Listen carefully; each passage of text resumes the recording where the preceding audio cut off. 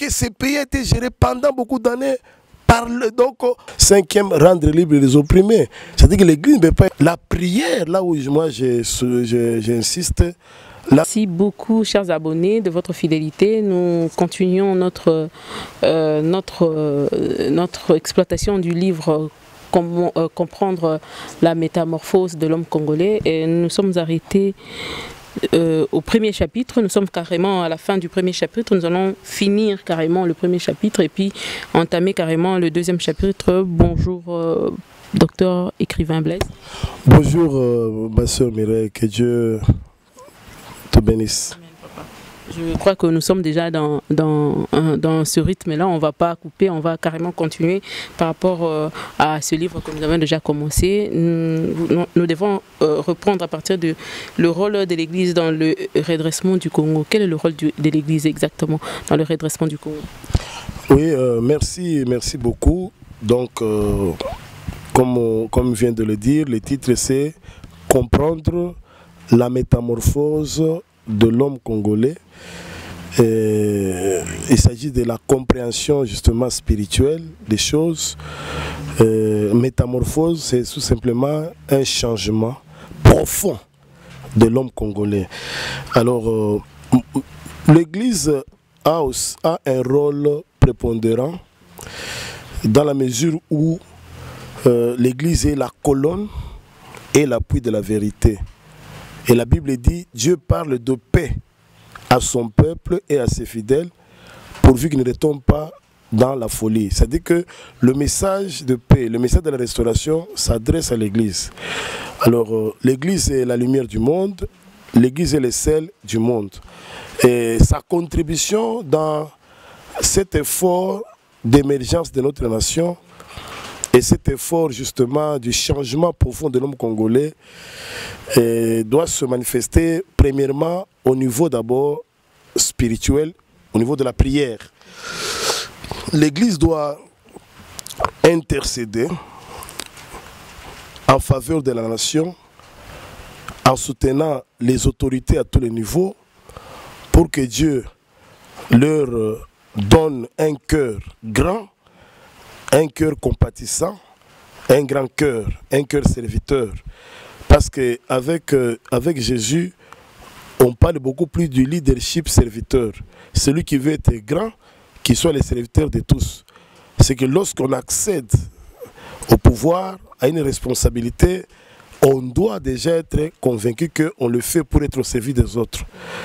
Alors ça c'est très important, c'est l'Église qui est appelée à rappeler cela et aussi à enseigner cela parce que tous ceux-là qui sont responsables dans différents secteurs sont dans la plupart des cas des chrétiens, même s'ils sont musulmans aussi, parce que même là-bas aussi, on enseigne toujours presque dans le sens de la moralité.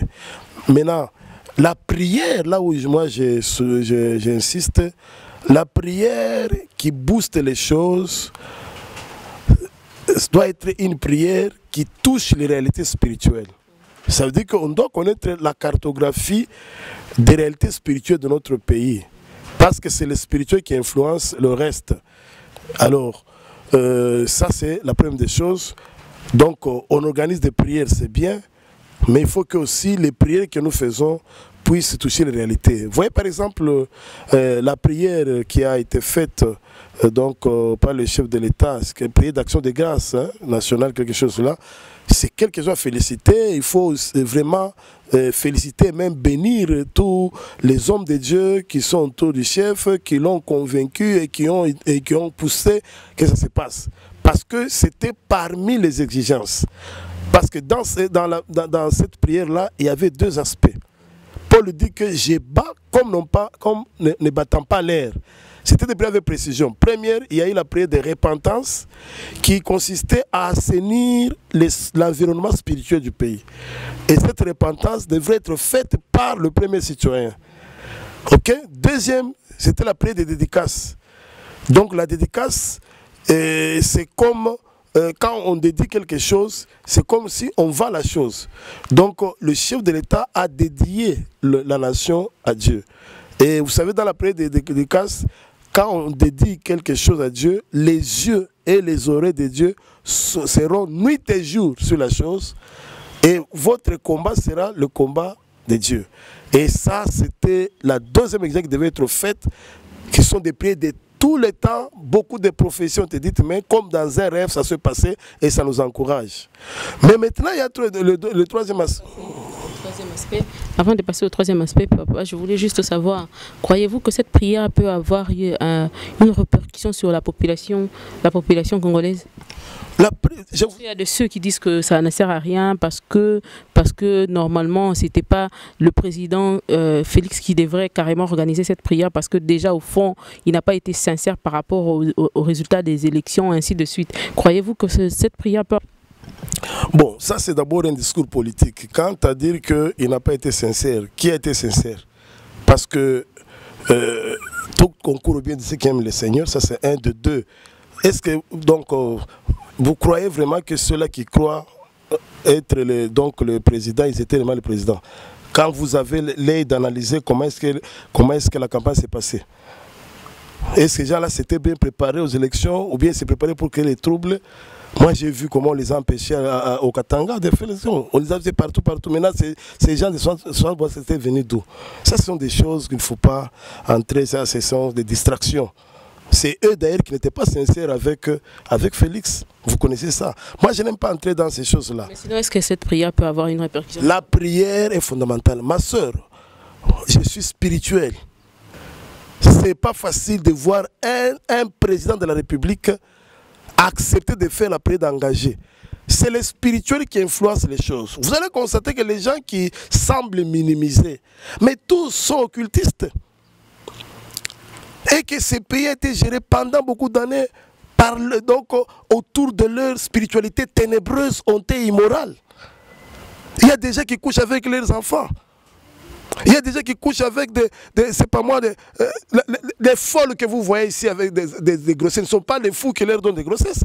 Il y a des gens qui couchent avec des cadavres, la nécrophilie, pour avoir une sphère de pouvoir spirituel, influencer l'atmosphère et donc affecter. Maintenant, quand Dieu commence à écouter la prière de ses enfants, faire sortir vraiment des véritables prières, on ne peut pas nous dire, parce que vous parlez un bon français, faire voir aux gens, c'est comme si la spiritualité, c'est la bêtise. Alors qu'eux sont dans une spiritualité, la Bible dit, il est honteux de dire ce qu'ils font en secret. Si on pouvait mettre à nu ce que les gens qui passent là font en secret, je crois que vous allez même vomir. Ça veut dire que nous sommes contents de voir que la spiritualité lumineuse a affecté le pays. Ce pays avait été dédié à Léviathan par Mobutu. Le pays était dans l'eau. Nous avons été envoûtés. Vous comprenez? Maintenant, lorsque on change ces choses, c'est que l'influence du Léviathan, l'influence spirituelle, il n'a plus l'influence. Cette influence affecte le mental du Congolais, affecte l'âme, affecte le comportement. Et vous savez que le Léviathan est basé sur l'immoralité sexuelle. Et vous savez ce que c'est l'immoralité sexuelle dans notre nation, où des bureaux tout entiers sont facilement transformés à des lieux d'aisance. Donc nous croyons justement que c'est un grand pas qui a été fait et qu'aujourd'hui personne ne pourra encore venir avec sa sorcellerie parce que la personne partira et nous continuerons. Alors maintenant le troisième aspect, c'est l'aspect de la transformation de l'homme congolais. Ça doit être premièrement le rôle de l'Église. L'Église doit le faire comment? Dans le programme d'enseignement. On ne peut pas continuer avec les églises sensationnelles où vous suivez les cultes, il n'y a que des témoignages, préparés de toutes pièces, il n'y a que des chansons, on ne fait que chanter. Donc quelqu'un qui est incapable de tenir un enseignement, or c'est l'enseignement qui renverse les raisonnements, qui renverse la structure mentale pour transformer. Et nous les Congolais, et surtout principalement les Quinois, nous aimons beaucoup plus les sensationnels. Nous aimons beaucoup plus la foule où quelqu'un peut vous amener un magicien qui témoigne demain, le lendemain, vous allez le voir encore en train de faire la magie. Et c'est ce qu'on aime. Mais l'Église doit être responsable en ce temps, parce que ce n'est plus le rôle du chef de l'État ou des autorités, c'est le rôle de l'Église. Dans l'enseignement, le programme, il y a d'abord, premier aspect, l'évangélisation, qui consiste justement à gagner davantage les âmes. Parce que la Bible dit dans les psaumes 147, verset 3, que c'est Dieu qui guérit les cœurs brisés, qui pansent les blessures. C'est-à-dire que l'Église doit jouer ce rôle dans les enseignements des guérisons intérieures, dans des prières. Il y a des prières spécifiques pour la guérison intérieure et aussi dans le cadre des relations d'aide. Il y a déjà l'écoute, l'entretien approfondi, tout ça. L'Église doit aussi intervenir au niveau des enseignements sur la délivrance. La délivrance est aussi importante parce que pour mener une vie chrétienne victorieuse et triomphante, la délivrance c'est plus qu'une nécessité. Jésus lui-même, quand vous voyez dans Luc 4, versets 16 à 21, Jésus a présenté son programme d'action comme le Premier ministre le présente au Parlement. L'Esprit Seigneur est sur moi, il m'a oint pour... Premier chantier, guérir ces quelqu'un brisé. C'est ce qu'on est en train de parler sur la guérison intérieure. Deuxième chantier, proclamer ou capturer la délivrance. C'est ça la délivrance spirituelle. Troisième, aux aveugles, donc annoncer la bonne nouvelle aux malheureux. Deuxième chantier, guérir ceux qui ont le cœur brisé. Troisième, proclamer ou capturer la délivrance. Quatrième, aux aveugles le mouvement de la vue. C'est qu'on a parlé sur le mouvement de l'intelligence. Cinquième, rendre libre les opprimés. C'est-à-dire que l'Église ne peut pas être à l'aise quand les gens sont dans les oppressions sociales, cela. Et sixième, publier une année de grâce pour Dieu. Nous avons besoin que le Congo entre dans une année de grâce. Quand on entre dans une année de grâce, c'est-à-dire que quand on fait un pas, Dieu élargit les chemins. C'est-à-dire que vous commencez à sentir des facilités, des barrières invisibles cèdent. L'Église doit jouer aussi dans le message de développement. C'est très très important. L'Église n'est pas seulement spirituelle, mais il doit aussi contribuer avec ce développement.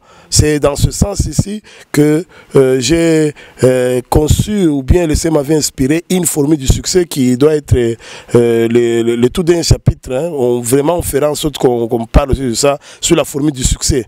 Bon, le mot de la fin, c'est que nous disons que si nous croyons à ce pays, à son avenir, et que nous sommes convaincus de ce que nous disons, changement de mentalité qu'on sort, nous devons faire un effort aussi d'approcher des gens qui ont été préparés par Dieu avec des choses qui relèvent, qui reflètent l'excellence afin de booster un peu le changement de mentalité et faire sortir le Congo ou les Congolais de l'inconscience. Parce que nous sommes devenus la risée de tout le monde alors que nous sommes un grand peuple au cœur de l'Afrique. Merci, mais donnez-nous votre numéro pour ceux qui veulent vous contacter déjà. C'est plus 243 81 89 68 006 plus 243 81 89 68 006. Merci beaucoup, pasteur. Je crois que très bientôt, là, vous allez encore revenir pour qu'on finisse ce livre. Que notre Dieu vous bénisse énormément pour ce que vous nous apportez au milieu du peuple de Dieu. Que Dieu vraiment vous bénisse pour être ce canal que Dieu utilise pour changer le changement de mentalité au milieu des Congolais. Merci énormément. Que notre Dieu vous bénisse. À très prochainement sur un autre numéro, toujours en continuant avec ce livre, Comprendre la métamorphose de l'homme congolais.